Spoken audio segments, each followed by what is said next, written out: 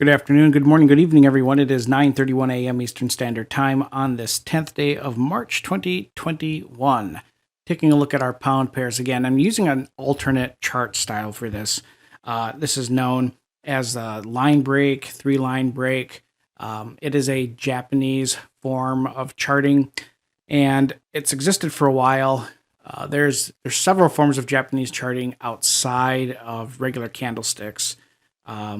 Of course, you have regular Japanese candlesticks, and you have Heikinashi, Renko, and then you have Kage charts, which are very similar to how to Gann charts, and then you have line break charts. Line break and Japanese technical. I mean, there's a culture on the planet that exudes and exemplifies the style of trading that we know as technical analysis. It is the Japanese. They have and always they always have been technical traders. It's just how their markets have developed, and it's really interesting how this chart style correlates to point figure. I remember in Steve Neeson's book, I think it's called Beyond Candlesticks, he mentions that there was a Japanese trader that told him that line break charts are superior to point figure. I don't know if that's true or not, but I know somebody had asked me a question about these, and I figured we would go through them. Essentially, it is a split between point figure and candlesticks in a way, because all you're seeing here. So the time frame, you select the time frame still, and so if I'm on the hourly chart, and what we're monitoring here is the current close and open of the candles. And so let's say something closes right here. Let's look at this green candle here. Why did this turn green? And we have it set to a 3. So that's why it's called a 3-line break, because this hourly candle closed above the high of the last 3 candles. All right. And as long as that remains consistent, you should see prices continuing to move higher. Now, if we look at this current chart, we can also project what level we will need to see in order for it to enter into a short. This current candle has not closed yet. It has about 30 minutes. Technically, we shouldn't use it, and let's not use it. So the area we'd be looking at for the short entry would be at 138.57. That would be on the pound dollar. Now, there is an inverse head and shoulders pattern on here, and so you just need to be aware of that. One of the other nice things about this pattern, about this chart style, it's very easy to spot areas of support and resistance and to plot those levels out. It's a lot easier than regular candlesticks where the wicks can generate a lot of noise. So on the pound dollar, there's a possible short entry on the current hour at 138.56. Let's look at the daily and see what the daily shows us. So the daily shows us, we've got 1, 2, 3, 4, 5 current moves, 5 current daily moves to the south. We haven't had this current daily candle. Looks like it's trying to push up to a condition where it will close above this prior high, but otherwise, it's still an active short. And then on the weekly, this really makes things a little interesting, is that on the weekly chart, the weekly line break chart for the pound dollar, it's actually a pretty constricted range up here. And the short would be all the way down at 137.07. So basically 200 pips lower, we would see the short generate on the weekly chart.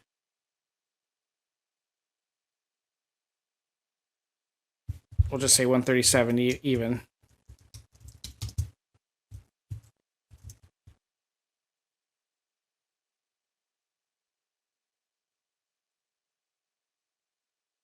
And that'd be on the pound. Let's look at the pound yen. pound yen on like the hourly chart. So the pound yen on the hourly chart, we have generated a new high. I'm sorry, I said the close. This is actually where we take the opening range and then the high or the low. We did close over here. So this is technically a re-entry long or a new entry long, depending on how you want to look at it. But be careful because, when you start to transition into, a new corrective move or broad trend change, you got to really pay close attention because even though the candle up here says it's at 150, 115, that's where we broke above the high here. We're currently trading at 150, 150.74. So the current low that we would need to see have broken here on the hourly chart is a break at 150.67.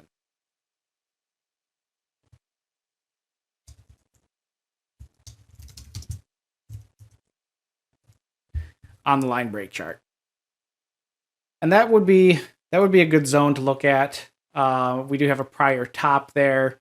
It's also where we had this other line break above. I mean, we have a very clear example of a see this move here. We're seeing a very parabolic rise occur. See how the angles continue to increase, and they're going to collapse in on each other. Why? Look at the angle of the prior. There's actually an angle tool, I believe. Trend angle. So this trend angle is at 57 degrees. This trend angle is at 56 degrees. And then we get to this trend angle is at 65. If this makes another high, though, it's going to shift it a little lower, the angle. Or if this turns into the high, then it shifts the angle almost into equilibrium with the prior one. There's falling trend lines, falling upper trend lines, and then we have falling trend line angles are falling or staying neutral, while we have the price trend angles increasing. They're kind of forming in on top of each other, and they're going to kind of collapse or form a pinch. It's something we know as a wedge. So be on the lookout for prices to drop down lower. And so that's what we'll be looking at on the pound yen. But let's look at this on the daily chart. The daily chart, the short entry. If we want to use that high, we'd be looking at 150 even. And then, wow, this is pretty impressive. This is this is a long period of consecutive higher highs. And if you check out the angle on this, I mean, it's kind of a textbook parabolic move here. I mean, it's very, very, very steep. Very, very steep. We've broken through several support or resistance zones, and now we're getting up to our last resistance zones that are up here around 152.94. We'll see if it actually makes it that far. It's pretty overdone, and you can use oscillators on these. It's perfectly fine. But that's what we'd be looking at on the pound dollar and the pound. Let's look at the pound Swiss one more time. Now we looked at this yesterday. This is one that I'm actively short on right now. On the daily chart, the sell stop is down at 128.16.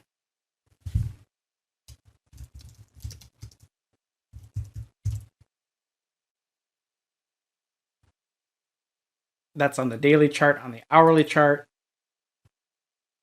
well, on the hourly chart, it's a little different.